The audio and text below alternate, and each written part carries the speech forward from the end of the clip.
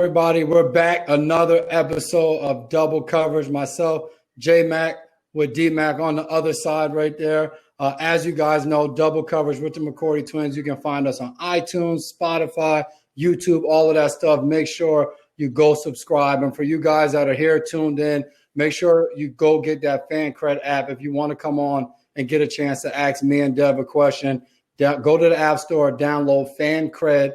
Once you get the app, you just got to sign up. Then you go to on air, you'll see the podcast. Then you hit the green button to get in line, and you get a chance to come on and be face to face with me and Dev and ask your question. How you doing this Sunday evening? I'm doing good, man. We might as well get into it. I thought today was an awesome stance, just from players kind of bonding together and making the messaging even stronger. If you guys didn't notice, if you went on Twitter or Instagram, you saw a lot of players with the hashtag We Want to Play, and really just urging the league office and the ownership to really kind of work with us and work this out. And I get everyone always talks about football players. They always talk about millions of dollars of this, financial part, that. But I think the most important thing for every player right now is our safety. I don't care how much money you have. It doesn't matter if your family member gets sick or a kid gets sick or a grandparent or mom or dad. Like, that's what guys care about right now, and what's important to guys. And I thought that was just awesome to see so many guys come together and really deliver a strong message. Yeah, to me, what was key was just the cohesiveness of it all. And I think we don't always do a good job of doing that as players, using our own platforms to get a message out and show unity with any given topic. You know, usually whenever there's a thing with the CBA, we'll see guys, the media will post something what's going on with PA, NFL, and then we'll see guys tweet about it like, what the heck is this? What the heck is that? So I think we've done a really good job as players to make sure everybody's informed, make sure everybody's on the same page. And in this situation, we all want the same thing. So I think it was really good, like you just said, to challenge the league and like, hey, let's work this thing out. We all know that there's a global pandemic going on. We know that there's going to be risk involved, but let's minimize the risk as much as possible to make the game as safe as possible for us to be able to go back and play. Because, I mean, hey, this pandemic has been rough on everybody. And I think sports is a way that we can kind of ease the feelings of the stress and anxiety that everybody's going through. For us as players, we get a chance to get out there and do what we love. And for fans, they get to sit down and be able to watch sports that they've watched for so many years that they love, that brings people together, that changes the subject, gives people an opportunity to just relax and enjoy something and kind of forget about the situation that's at hand. So I'm looking forward to us hopefully being able to work this thing out as training camp is rolling around the corner. Time is dwindling, and it sucks because we knew this was coming, but it's crunch time. And as we know, per CBA stuff and per free agent deals, per franchise tags, per rookie, anything that gets done always comes down to the last minute when there's deadlines involved. So hopefully this is going to be the same way. I see we just got a comment, the real LX Men from YouTube. I don't get the play football but can't swap jerseys part. Also, do you guys read these comments? So obviously he knows we read these comments. Yeah, and I think that's one of the things, like, you hear that, it doesn't make sense. Like, if we're going to play football, swapping jerseys, and honestly, even for us as players, like, the last thing we should care about swapping jerseys, and it's vice versa. Like, that's not a rule that matters, swapping jerseys or taking a picture after the game. That's not the issue. But I think, like Jay just talked about, training camps around the corner, and as a player, you just want to know there's some guidelines going in. I hear everybody talking about other people, they go to work, and I agree, like, and a lot of guys want to go to work, but I think everyone who has gone back to work, they have gone back to work with some guidelines, some do's and don'ts, some things that are a lot different than what they used to be. So I think for us, we got to iron that out because we play a game that's different than some other professions where we're asked to be really right on top of each other for practice time, call it 3 hours. And you know, within that 3 hours at any given moment, it could be a tackling circuit. It could be a blocking circuit. It could be man press where you're right in another man's face and you have to compete. So at any given time, we put ourselves in a higher risk than we're used to because we don't usually have to talk about COVID. And you know, from last year, we've all dealt with call it the flu and different things like that. And we've known how to adjust and handle that. But this right here is just so different of how to handle it. So it'll be very interesting to see how things move going forward, especially with some of these rookies having to report back early. Probably some of the guys that know the least about what's going on, having to be there is not a great feeling, I would say. Yeah, and that's what's so crazy is because as time is dwindling, and for a while there, for a few days, you'd see different things where it's just like Houston's rookies have been told that they should report. And it's just like there was something that came out yesterday, like all players are going to report on the 28th and injured players on the 23rd and rookies on the 21st. And as players, we can give the perspective so everybody can understand as players, that was for a lot of us, that was the first time we've seen these dates. You're seeing people in the media post things, but like from a player standpoint, we have no idea when our report date is. What time do we report? What's the process? When we get there, all 90 guys can't report at 1 o'clock to the stadium. So it's just like, hey, if we all report on the 28th, hey, is it alphabetical order? Is the first 15 guys reporting at this time? Hey, or do we got to go up the day before to get tested? Are we reporting that day? Are you getting tested, then go home? So it's a bunch of questions. And I think from a player standpoint, that's why you're sitting there. You're just like, man, like if I have these amount of questions right now, of course you don't feel totally secure saying, hey, I'm getting ready to walk in the building right now, and hey, we're on to training camp without an idea of like, hey, these are the things we're going to be doing. This is how things are going to be different. In this arena, things are going to be the same, but you can expect this when you walk in. So I think obviously we still have time for these things to be worked out and for it to all be figured out and for us to be ready to go. But it's a process, and I feel like you got to knock things out before you're able to walk in that building. And I think this is a pretty interesting comment. Kimberly Wilson, I'm hearing some players are opting out. I haven't heard any definites on players opting out, but I think it's very interesting with the whole opt-out option for guys having to really make a decision and figure out what's best. And I would encourage guys as of right now not to even make a decision, but still let things play out before. And I know it's not an ideal situation where you would rather have more time to really think about it, knowing all of the details. But I think it is something that we will see throughout the league, guys opting out. And I think both of us have talked about it, though. You don't know what you're going to do, but you want to have all the information before you start saying, I'm definitely doing this or I'm definitely doing that. And it'll be interesting in the next couple of days as more information comes out. But without a doubt, you're going to expect guys opt out. You got to think about it. I remember at some point in this offseason when everything had gone to a doctor's office and the doctor saying his assistant was now working from home because she had an underlying issue that Corona could be very fatal to her if she came in contact with anyone. And you got to think about it, as players, we're no different. There are going to be guys that maybe have underlying health issues that is going to cause them to say, no matter what the guidelines and what the situation is, it's just going to be too dangerous. There's going to be guys who have kids, who have parents, who have aunts, uncles, immediate family members that are maybe in close vicinity to them that they can't avoid, that they're going to say, hey, like, this is too dangerous and I just can't go and risk even thinking about going to play football right now. So I have to stay home. I'm not going to the grocery store. I'm not doing certain things, and we're being extremely careful. So going to play football where it's impossible to be careful. And I know people have talked about, hey, you're going to be getting tested more than the regular population. It's possibly every day, every other day, which is amazing. But it's at the same time, I can go into the building. Me and you can walk in this morning and be tested, and it may take 24 hours before we get those results back. So we clear it. We're all in the building. Even if we're tested daily, that time it takes for us that we go home, somebody possibly goes out to eat, somebody possibly has a friend or a family member fly in from out of town coming to visit them. You don't know what it can take. And then the next day you show up to the building, you may get tested that day, but then you're not getting those results for another probably 20, 24 hours. And you're still in the building and you're still amongst everybody, which possibly if you're positive could be spreading germs. But I guess we can go on about this all day, but we got a special guest, my guy, Bernard Pollard, I played with in Tennessee, a Purdue Boilermaker, a Super Bowl champion, played for the Chiefs, for the Ravens before he made his way to Nashville, a leader, a guy that is well-respected, and a guy that talked a lot of trash in his playing days. Man, welcome to the show, VP.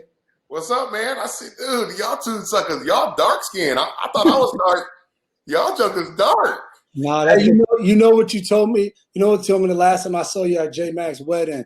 Yeah, And yeah, you yeah. told me, he was like, man, you talking trash, but you can't talk to me till you get a Super Bowl ring. So I couldn't wait till the next time I saw you because now I got 3 of them things. So I had Yeah. to talk a show like that. Yeah, yeah. Hey, it's good to talk behind that camera. When I see you, I'm punch you right in the face. It's good to always see you and know that things haven't changed. You still always talking trash. Always. Why should I change, bro? You look like you at the church right now. You good?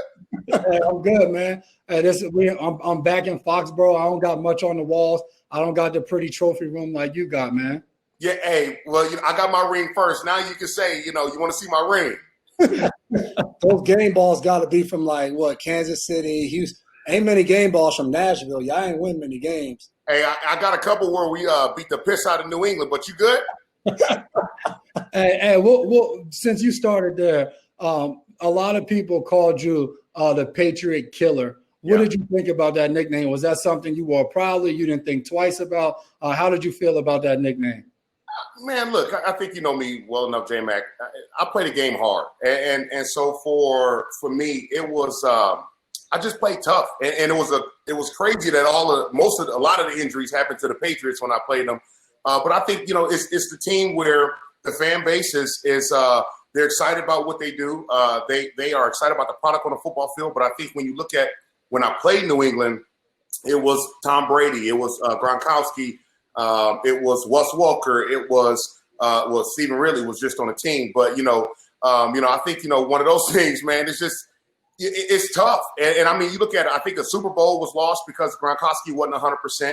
A season was lost because not so much lost, but the playoffs was missed when Matt Castle had to step in because Brady was down. But I think they're looking at two more Super Bowls potentially that the organization could have had.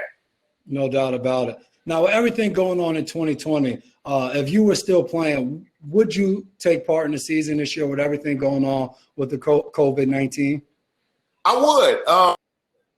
I think for me, I'm an entertainer. I love this game. I want to play this game, and I think I would potentially, almost for sure, go get a hotel. And I think I said this before on the podcast a week ago. I mean, I would separate from my family. And I mean, as much as I love my family, as much as I want to be around them, they know and understand that Daddy played football for a living. And, for us as football players, we got a short window to play this game. So I think that's where, that's the standpoint I'm coming from. Yes, I get it. This is serious. People have died.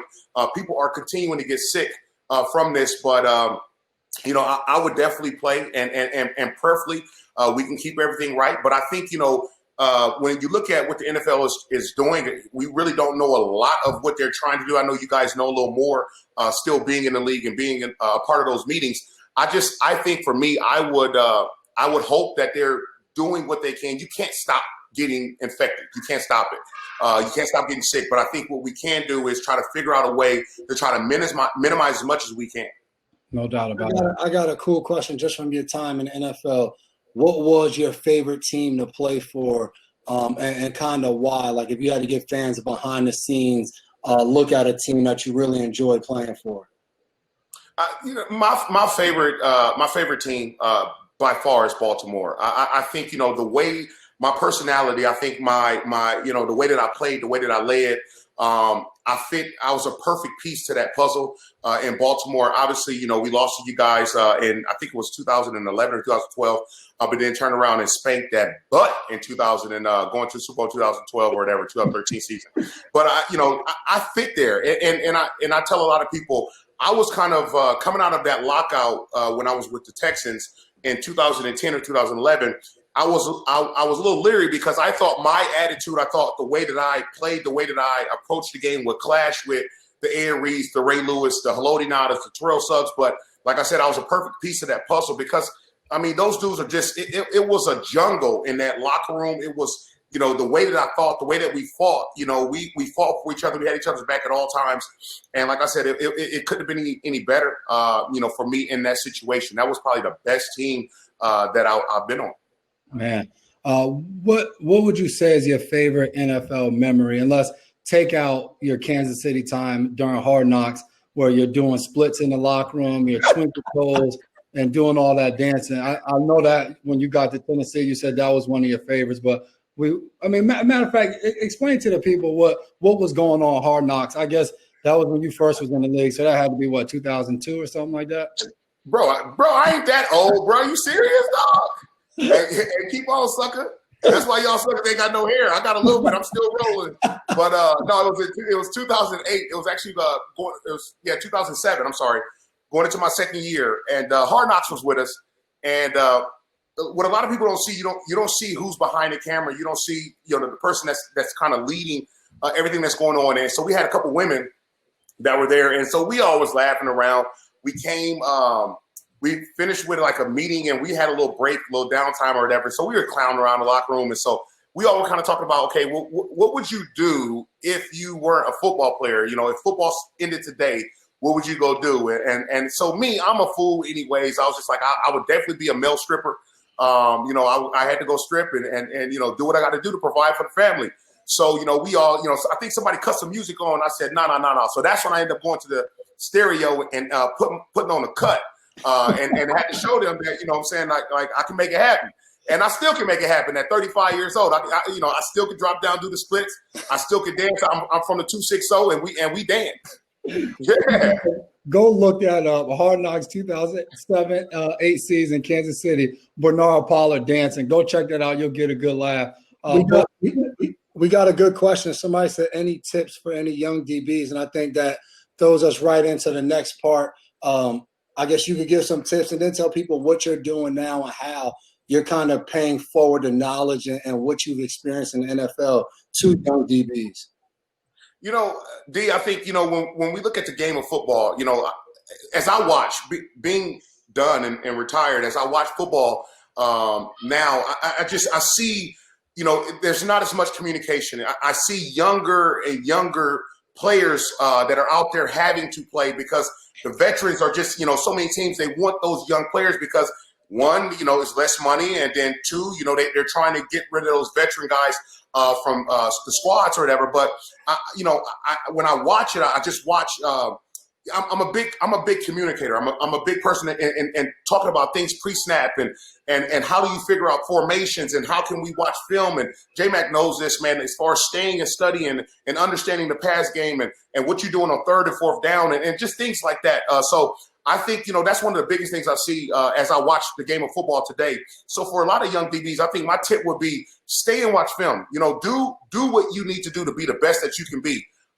This is a passing league. And so, you've got to understand route combination. You have to understand the cadence of the quarterback. You got to understand those linemen for the safeties, as far as what those hands look like when they're pass setting or run blocking. It's been a lot of pass setting because, like I said, we're dealing with a passing league, but understanding, where receivers line up, are they inverted?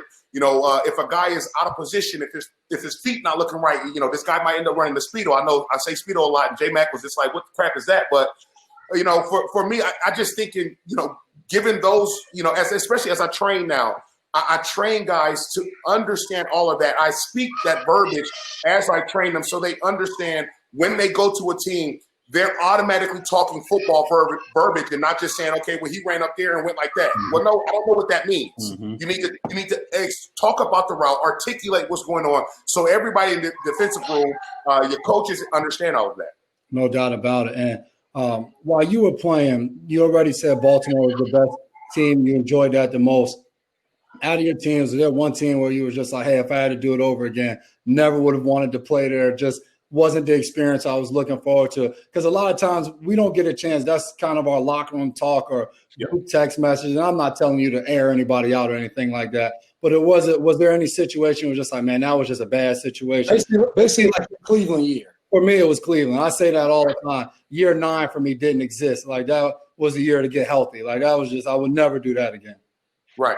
I think this. I think, for me, one of the best things for me is the friendships and the camaraderie that I've built with you guys, still off that team. I talk with you and talk with Mike and maybe a couple other guys. But I think Tennessee would be the team that, I thought that it would be a little different. And I was a little pissed off because when I went to Tennessee, I was supposed to sign with Indianapolis.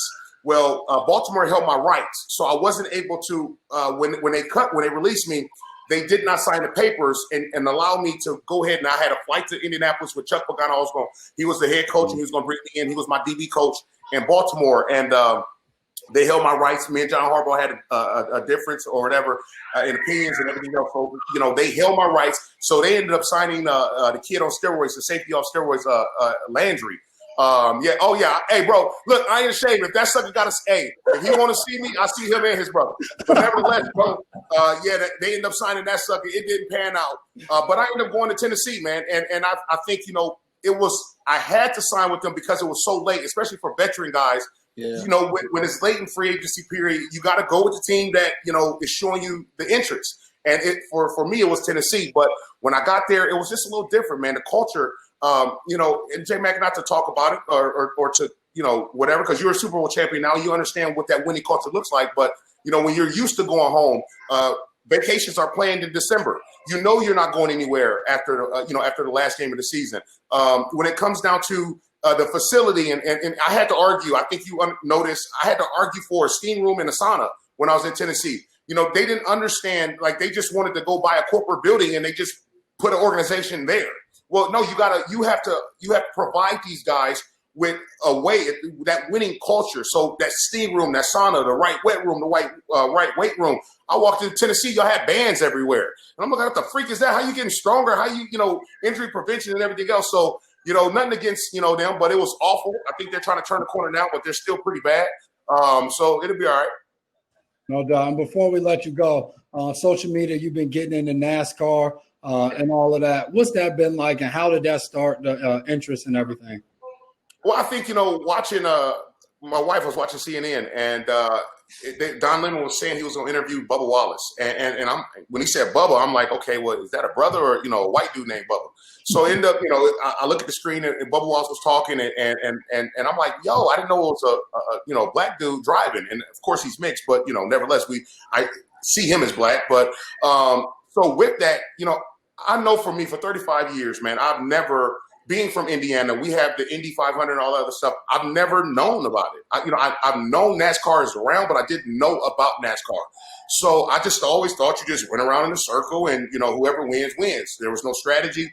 So for me, man, seeing that, I wanted to invest time. I wanted to just learn about it. And so as I got to watch races, and a lot of people say, well, you just watch because of Bubba Wallace.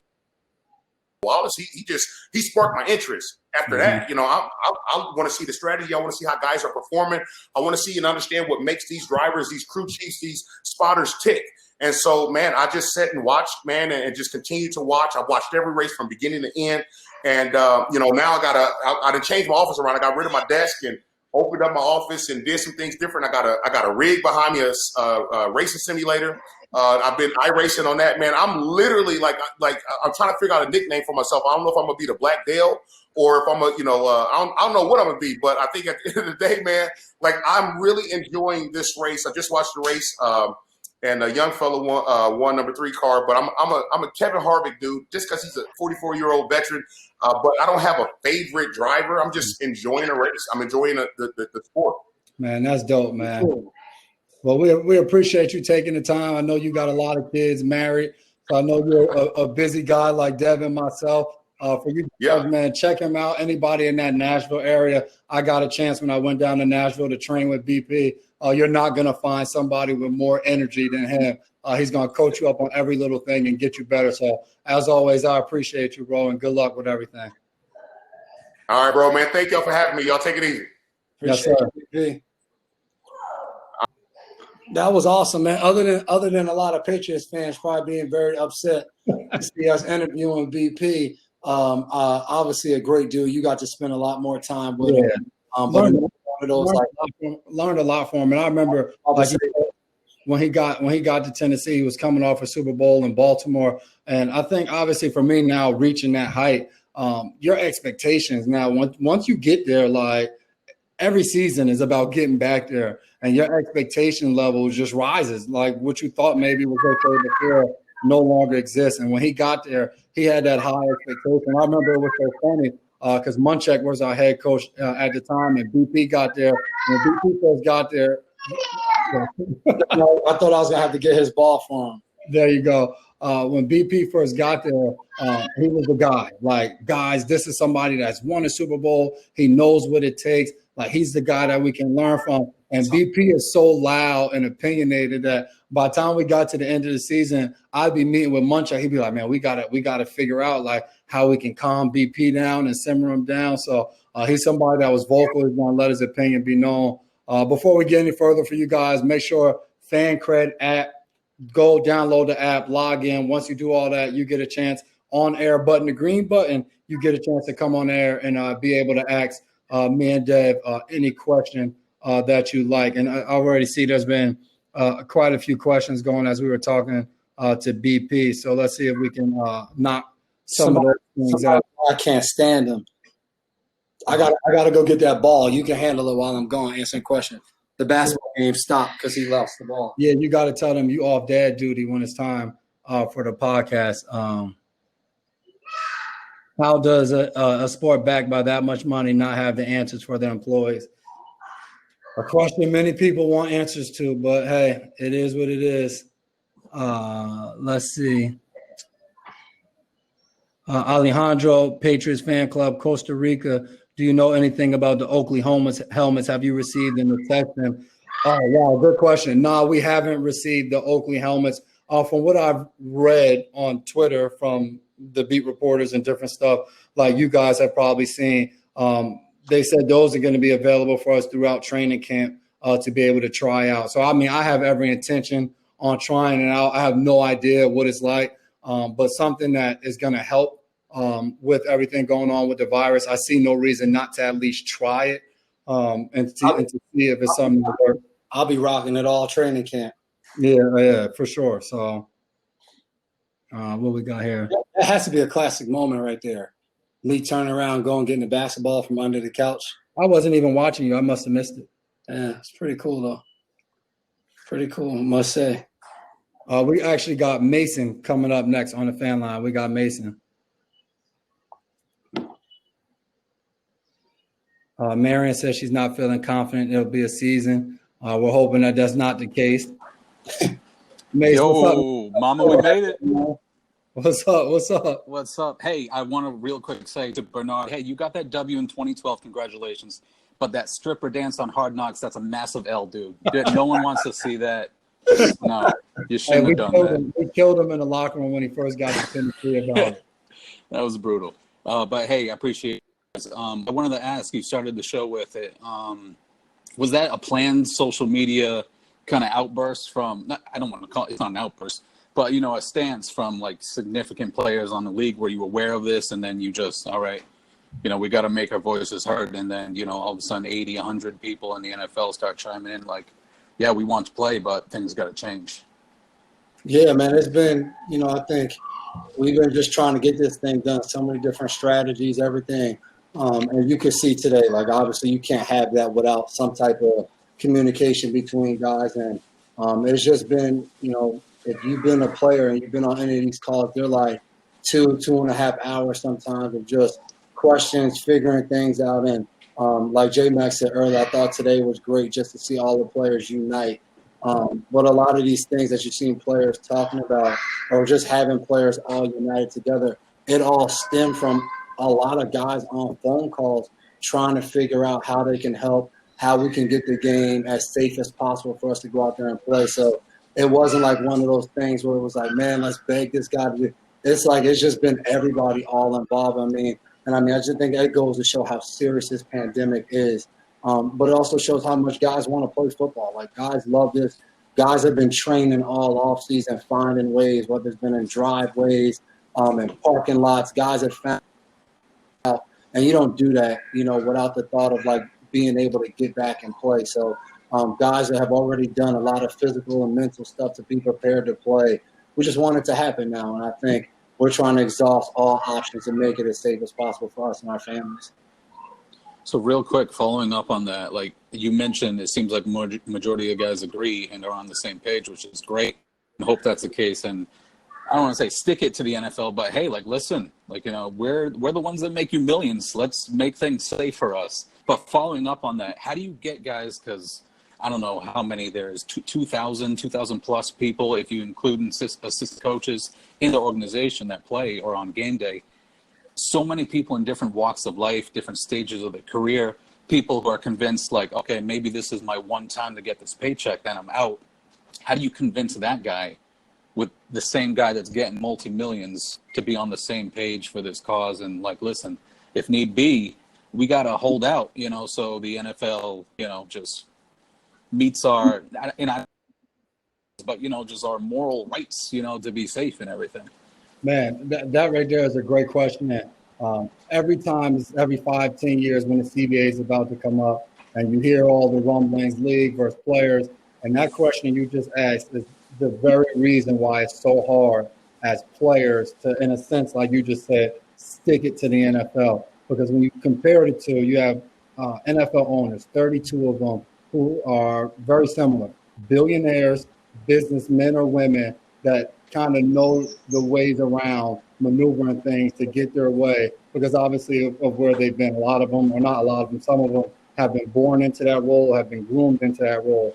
And on the other side of it, like you said, we have 2,000 odd players who come from all walks of life, guys who grew up with absolutely nothing, who now have an opportunity to play, guys who are 10, 12-year veterans who have made $100 million playing football, and the undrafted guy who's just looking for his paycheck. And it's very hard to convince everybody because, hey, if I'm the guy who has a mom struggling, a grandmother who's maybe in bad health, and I need this paycheck, hey, I'm going to work. There's nothing you guys are going to say that's going to convince me not to go to work. So I think at the end of the day, though, our league is driven by superstars. It doesn't matter how many guys want to go to work if Lamar Jackson, Tom Brady, Patrick Mahomes, Russell Wilson, Aaron Rodgers, Saquon Barkley, if those guys aren't playing, it doesn't matter. People are going to be pissed off because everybody wants to see the stars of the league. So I think that's kind of where it starts and finishes for us as a league. And I think the difference between now and the CBA is one thing every guy can relate to is health.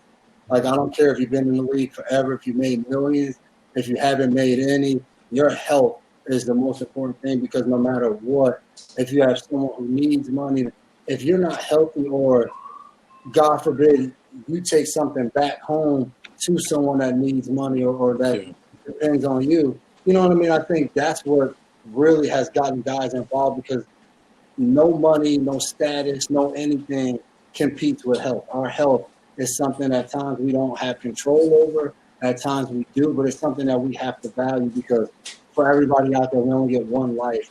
I think we have to value it, and I think that's the one thing that binds us all together with this.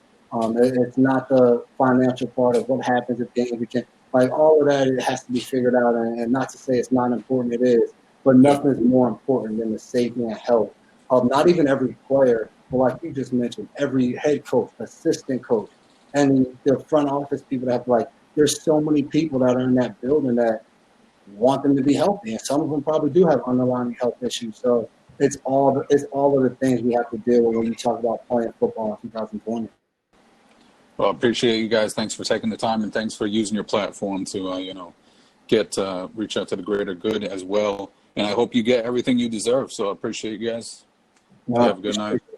Thank you for stopping in, man. Yeah, if y'all didn't get a chance, man, check us out. We did Monday Morning Quarterback last Sunday, where we talked about a lot of these issues and a lot of things players have to think about. And we focused on players, but like you just said, you could throw coaches in there too. Yeah. We got coaches that are in the mid to upper 60s, 70s, going out there and trying to get the job done. And, like, that is a little nerve-wracking, but at the end of the day, we need all of the proper guidelines. And then one of the biggest things we'll need to do is treat each other like family. And that means opposing teams, same teams, by everybody sticking to the plan, not being out, not doing stuff, but actually staying home and keeping everybody safe, because that's all we got. Here we go. 2 questions. Will you guys be doing double coverage during training camp? Once, and if, I guess, training camp starts, we'll be all in on camp, focused there. Won't be able to get to the podcast. But we'll be back. We'll be back. We'll be back post-training camp. Here's a good one. Do you get fined? I'll let Dev answer this. Do you get fined if you don't show up for training camp? I believe it is $40,000 a day if you don't show up for training camp. So that adds up in a hurry, one would say.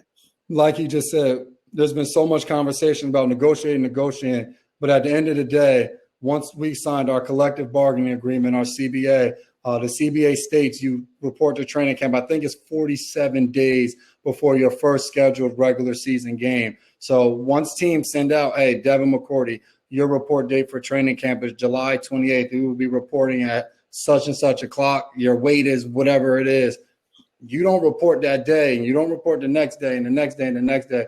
You're contractually obligated to report to training camp. So it would be up to the team. They don't have to fine you, but they can, per our CBA, fine you. And like Dev said, it's I think now with the new CBA, you have to get fined. Yes. Different than the last one. Yeah, I don't know how high the number is, but it's extremely high. So most likely guys will be showing up.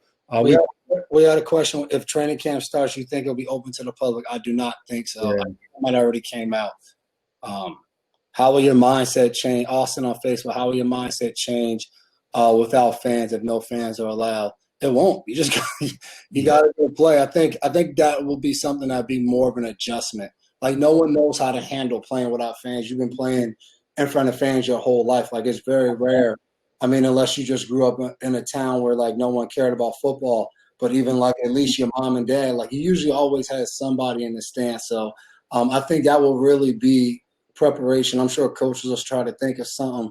But overall, I think each guy will have to adjust to that of playing with no fans and bringing your own energy, a phrase that you hear a lot when we go on the road. You'll probably hear a lot just all the time if the whole season's played with no fans. But it seems like a lot of teams have said, depending on what state rules are, they've already like taken down capacity like 20 or something percent. So it'll be interesting. We got Frank coming up next on the fan line. Got Frank coming up next on the fan line. People talked about players streaming from the locker room. That won't be us. Frank, what's up, man? Hey, how you guys doing? Good, man. Good to see you again. Hey, likewise, man. Not often I get weekends off like this, so it's pretty cool. Hey, so you guys are trolling us pretty hard with the Bernard Pollard thing, bro. I mean, that's one of J Mac's. That's one of J Mac's good friends, man. Yeah, my guy, and like he said, he's an entertainer. So I got him on here. He's always fun to talk to. He didn't entertain me for a couple of years, man. Y'all should have Lane Johnson on and talk about fun too. Nah, I'm just kidding. We got to build that connection. I don't know though. That'll be Patriots fans will love that one. Hey man, so that brought me back to us getting terrorized by Anquan Bolden back in the day. Like, I remember a time when our secondary wasn't necessarily the strength of the team. Now I remember those times too.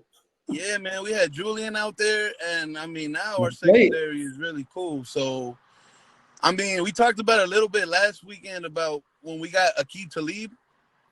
I think when he came to the team, he added a lot of I don't want to say swagger, but I feel like we became a tougher team when he came on the team, you know? And like Eric Blunt too, but I mean, who would you say over the years has contributed the most, whether players or coach, that changed our secondary to like be where it is today, you know? I guess it's more for Devin, but I mean J-Mac too, you know. Yeah, I think we added different guys throughout my time that really was. And I think when I first got there, it was a lot different. I got there with some vets like Merriweather, James Sanders, and we actually played pretty well my rookie year. I think we were like first or second in the league in interceptions. Like, and then my second year, Brandon Merriweather was gone. James Sanders, like, we kind of like started over. Our team was a lot different. And I think that year and the next year until we got to the league, we just didn't have a very good secondary. It didn't matter swag or anything. Like, we just wasn't that good of a secondary. And I think when we added to league, then I moved to safety. I thought we really ended up, swaggering out. We ended up with some really good pieces in position. with Talib, Alfonso Benner, Kyle Arrington, myself, Pat Chung, Steve Gregory. I thought we just ended up with a very good group. And then every year after that, we just continue to build on it. That same group kind of came back that next year. And then obviously in 2014, you throw Revis and you throw Browner in there. So Revis and Browner, they were very similar to the edge they brought. I remember Brown was like first training camp practice. James Sanders caught the ball on the flat. And really in the secondary, you just would tag a hip or something. And B. Browner comes and lays James out. And everybody's like, oh. And right from there, like that's how he was. He set that kind of tone every time he was on the field. So I would say Talib and Browner definitely brought a certain edge to the group. And obviously Revis and like Gilly, they brought just straight animals. Like they're just elite players. But that edge type, I thought it was cool for myself getting to see Talib and Browner just up close and that edge that they brought every day in practice. No, they're definitely, were fun players to watch on the team. And after Talib left, Browner didn't really play much after. But I remember one play where Browner hit some guy and then the ball went up in the air and I think he got called back. But that was a crazy play too. They called my pick six back. Bro. He tightened up. Clean. How is it that you only have one pick six, man? Like, I remember. I haven't done a good job getting that ball across. I got some yards now. You always get close, though. Like, if I remember, you had a couple almost. I don't know. Then, I was all about those fantasy points for the offense. So I try to take inside the 10. Hey, always a team player. Hey, man. One more thing. Hightower and Chung, any chance you guys can ever have them on? I mean, I feel like they're two of my other favorite players on the team, and like we rarely see them outside of like football stuff. I know they're pretty much like, Here we go. Guys, but they're awesome. I'm gonna take Hightower right now. Assuming we're not at training camp by next Sunday, those are going to be our targeted guests for next week. Chung and Hightower. Going to shoot them a text to get them two guys. Chung and Hightower. We're going to try to make that happen. Awesome, man. Well, like always, continued success to y'all guys, and hope you stay healthy. Until next time, man. Yes, sir. Appreciate you, man. Good to see you, bro. Likewise. Take care. All right. Yeah, that was a good question. I think when you talk about – I just texted him. I said, everyone wants to see you on next Sunday. I'm texting you live from the podcast.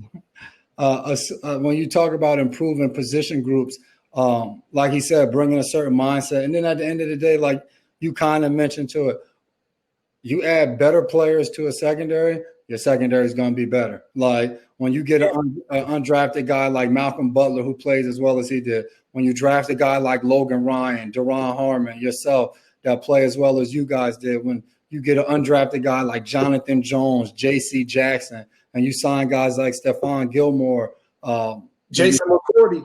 Yeah, and you have guys like Patrick Chung and Devin McCourty who play a decade plus and still are one of the best duos in the entire league. That's what enables you to have a good position group and enables you to keep getting better every year. We got Zach from Westwood coming up next. Our guy Zach on the fan line. Somebody said they can DM Chung on IG because he follows them. That's what Zach said. What's up, guys? How you guys doing tonight? What's up, man? Doing good. So I have a question and I have a follow-up.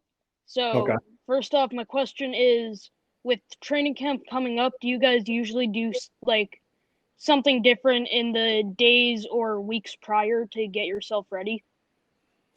For me, I would say days prior is really just trying to maximize the family time. Now, this year, training camp will be a little bit different. I don't think we're going to be mandated to stay in hotels, so that'll be totally different. But I won't talk about this training camp because I don't really know what it consists of. But usually leading up to training camp, every year we're in a hotel. You don't get to see your family much.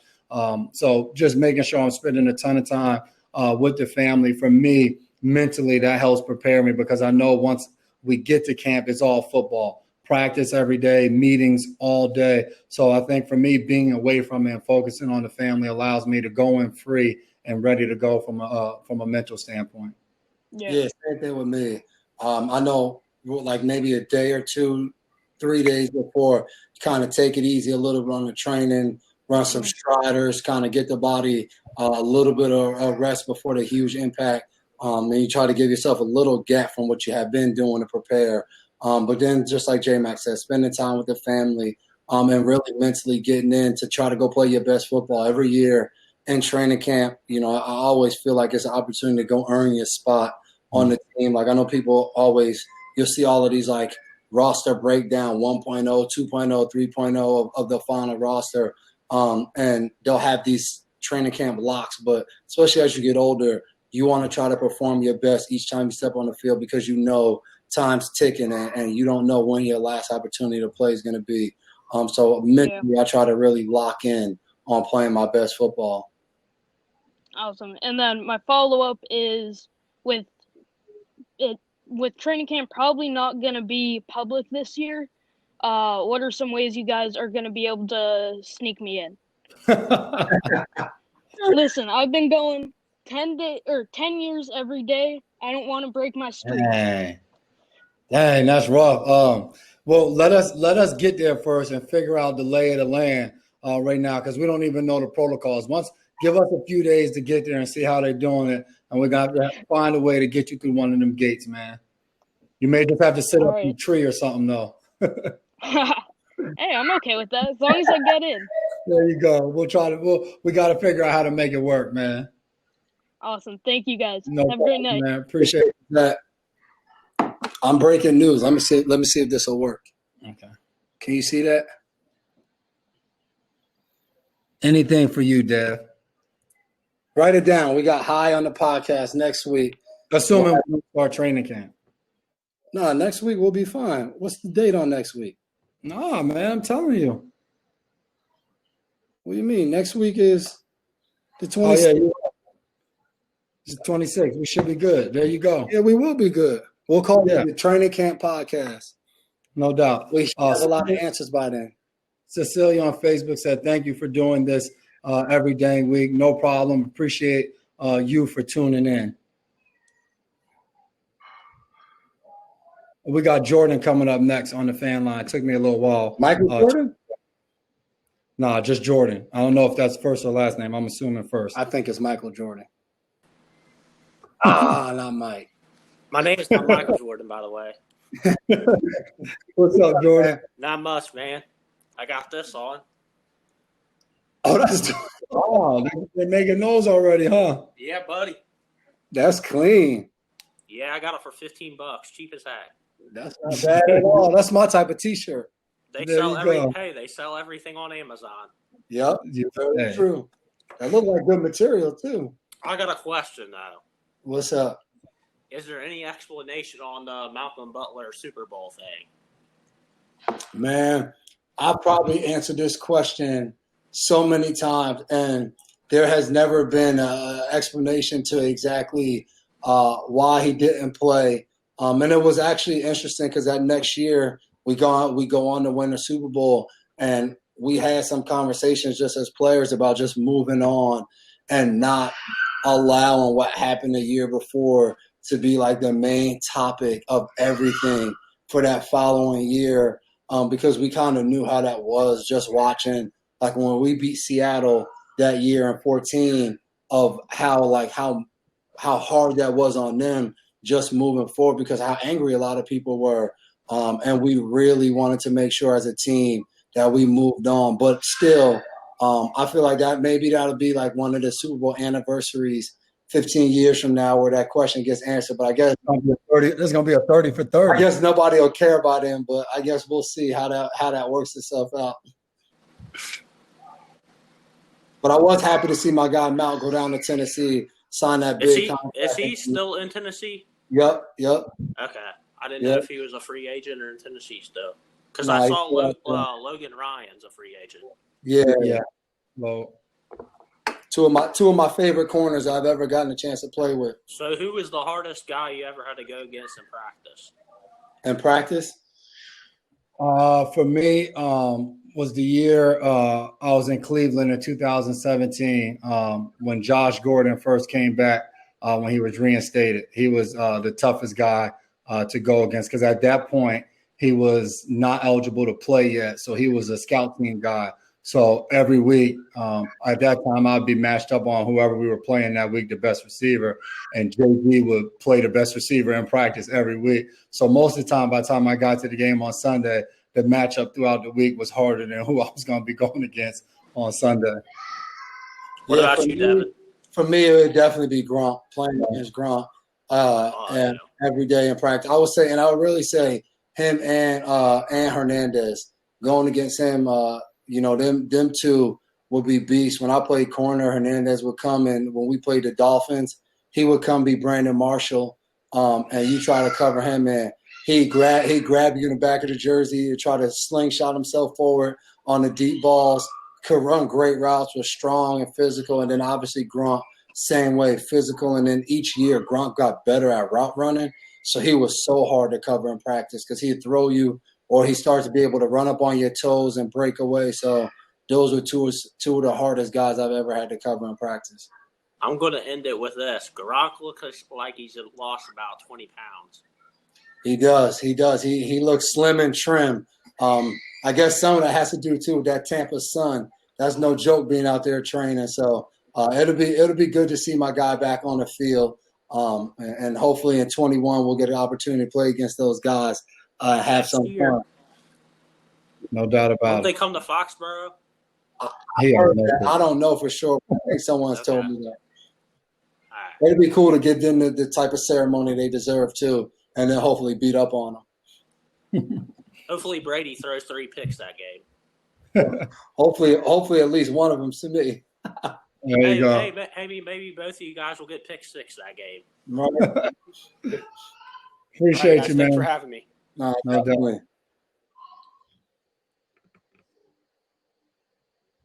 Dang, somebody said they thought Mal went to the Seahawks and left Tennessee.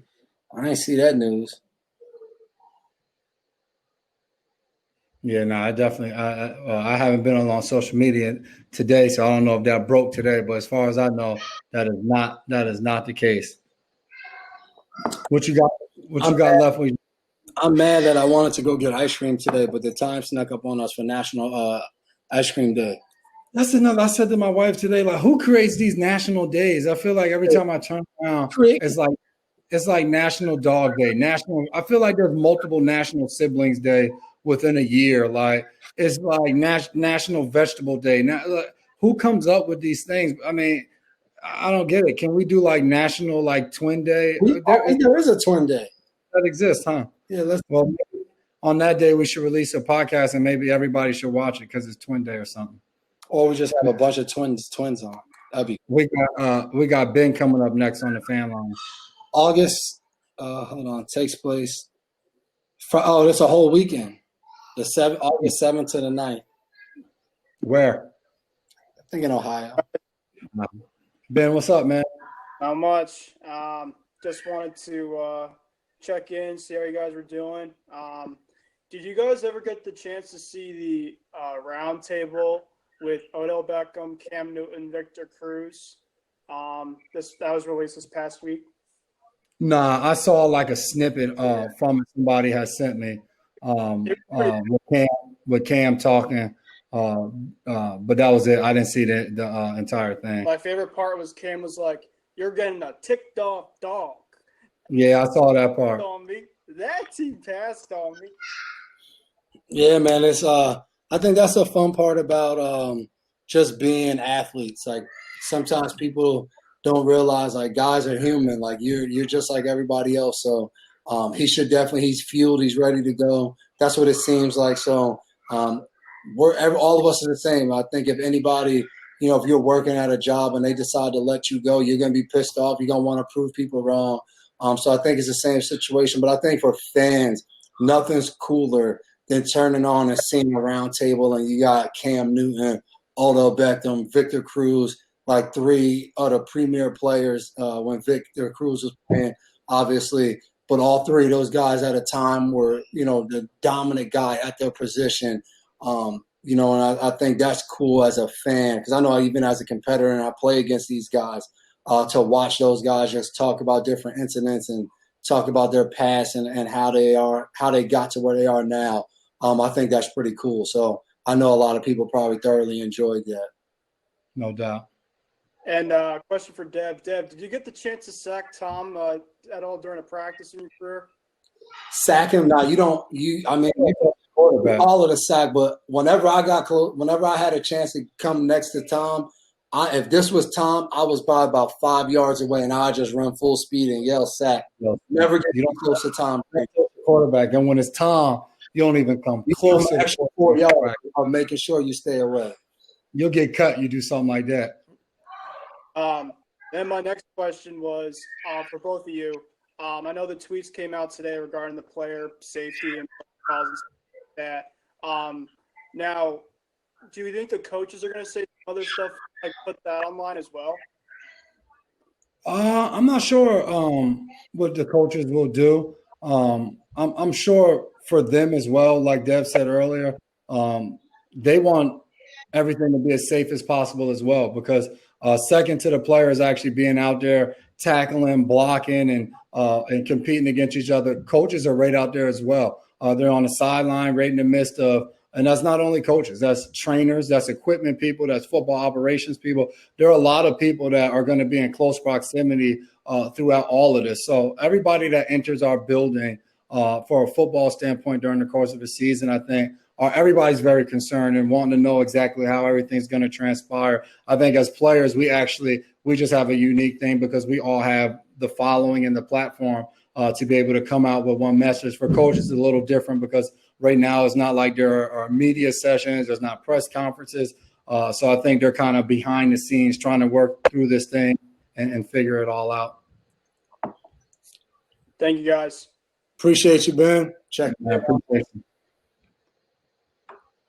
We had someone earlier ask, what do we think about Stidham? Do we think he has what it takes? I think throughout our podcast, since we've started just during the quarantine, we've talked at length of how much we think Stiddy is a good player, how he works his butt off, how competitive he is, how much he grew last year. I think at this point, we just need to have training camp so everybody can compete and we can get out there. And that's not only our quarterback position, that's everybody on the team. Like Dev said, him going into his 11th year here in New England, he still feels the need to prove himself every year and go out and earn his position. And it's no different from any other player on the roster. A couple more questions, Greg, on YouTube. Do you think this is the most competitive AFC you've played in? It has a chance to be. I mean, we haven't played in it yet. It's a lot of good football teams in AFC. But every year, no year is easy to make an AFC championship or to a Super Bowl. So, but I'd be lying if I said this wasn't a really competitive AFC. Where, I think for us as a team, we're in it just trying to survive. We're going to be out there competing our butts off and seeing where we rank. But there's a lot of good football teams. And I think that's exciting to know you're going to have an opportunity to see how you stack up against these teams when you get the opportunity. So I'm excited to see how it all turns out. Yeah, definitely. And I think that's always the way it is. You know what I mean? Like you said, you're always competing, and it's always going to be that way. And you always, no matter what, like Bernard came on, he talked about what it was like. And I know you can remember competing against those Baltimore Ravens teams. And like my guy Frank said, and he talked about Anquan Bolden, like there's always players and teams throughout the course of your career where it was just like, man, I remember how much of a dogfight these games were and all of that. So, to end the show, we got a few more minutes. We got one more guest on the fan line. We're going to bring Marcus on. We got a few more minutes before we jump off this thing. So let's bring Marcus on to close out this thing. All right. What's up, Marcus? We got you to close out the show. I love it. You guys are awesome. Appreciate you, man. This it's gonna be differently than the way you were saying, but the training camp. What are the expectations for Cam Newton for when it comes to training camp?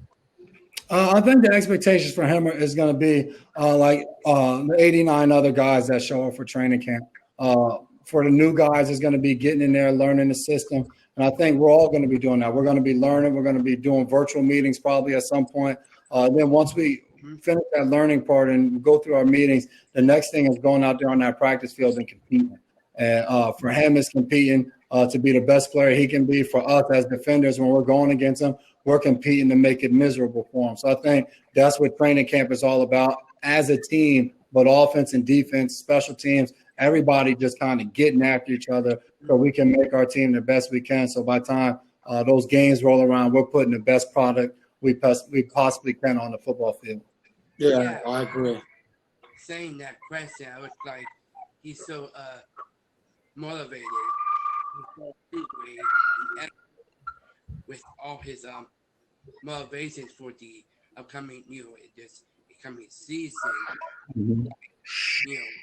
I feel the same way as you guys are saying about Cam Newton, and also the other question I also have, who do you think will be the starting job for the starting quarterback? Because I'm really thinking about Cam Newton because I don't know about Garrett Stidham.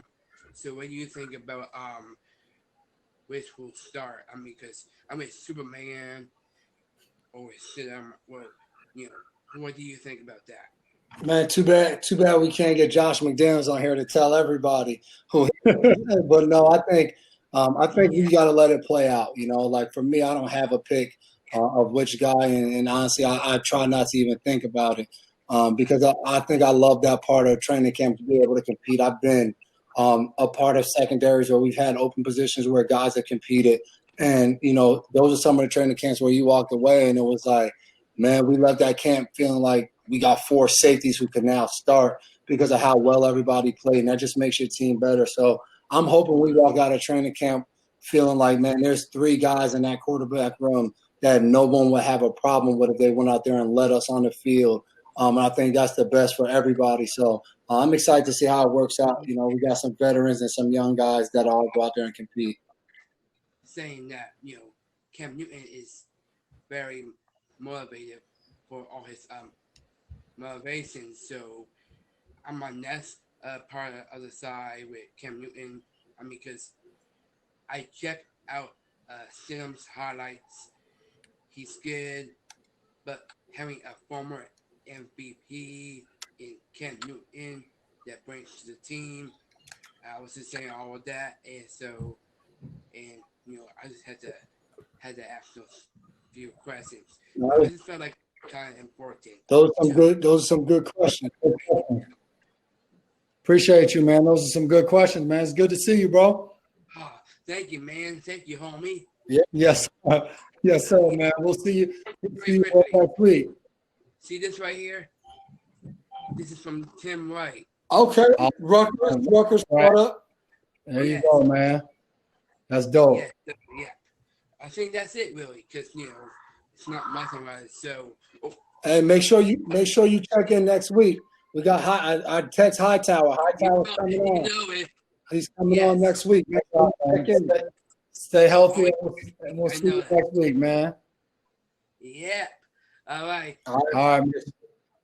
Here you go. This is before we get out of here. I haven't seen. There's so many people ask the same question. Austin Johnson said best experience with Coach B. And someone said, I read an article today that past players and coaches were saying Belichick is actually really funny in a football setting. Do you guys agree? And then can you guys tell us a funny Belichick story that not many fans would know? Brandon and Sarah both said that on Facebook. So I think obviously what you heard from past players and coaches is true. Bill is definitely funny once he gets rolling with the jokes and the kind of dry sense of humor. No Belichick story, but I can't wait till we get back in this building and we can all talk about this $5 foot-long Subway commercial set that we all saw Bill on. And he had on his same coaching sneakers from the facility when you see.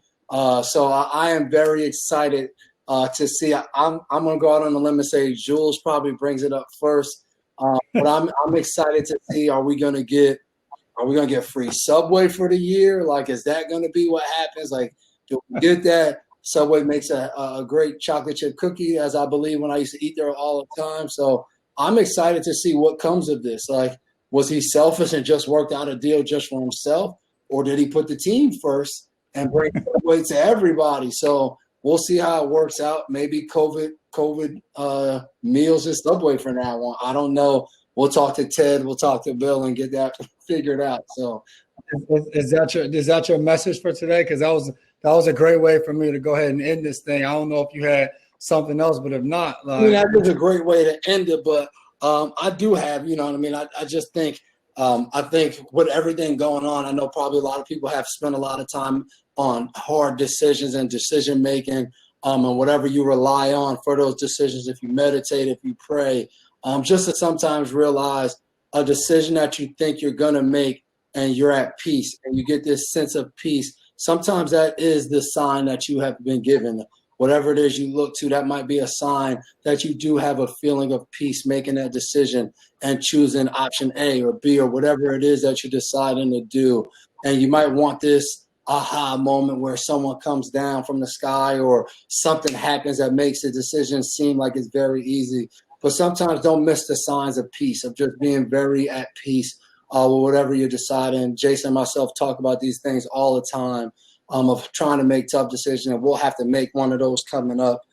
So just always remember that when you get that just good feeling about something, it usually means you're doing the right thing. So do it and let all reservations go and dive fully in. As Bill says, don't put your toe in the water. Jump in there and just get going. No doubt about it. What a way to end it, man. As you guys know, double coverage with the McCourty twins, YouTube, Spotify, all of those things, iTunes. You can find us, double coverage with the McCourty twins. Make sure you go and subscribe. And as always, get on that Fan Credit app next week, and you'll get a chance to be face to face with Devin and myself, and you get a chance to ask your question. So enjoyed you guys this evening. Oh, and I want to say big shout out to my man Mickey and Helen and Claudia out in Orlando. Those are good people. So I just seen Mickey jumped on. So just wanted to give a big shout out from Facebook. Our good people, they like family to us. No doubt about it. So see you guys next week. Hopefully everything with training camp gets ironed out. And football. So we shall see. We're rooting for that. And like Dev said, hashtag we want to play. See you guys next week. Good ending. Good ending.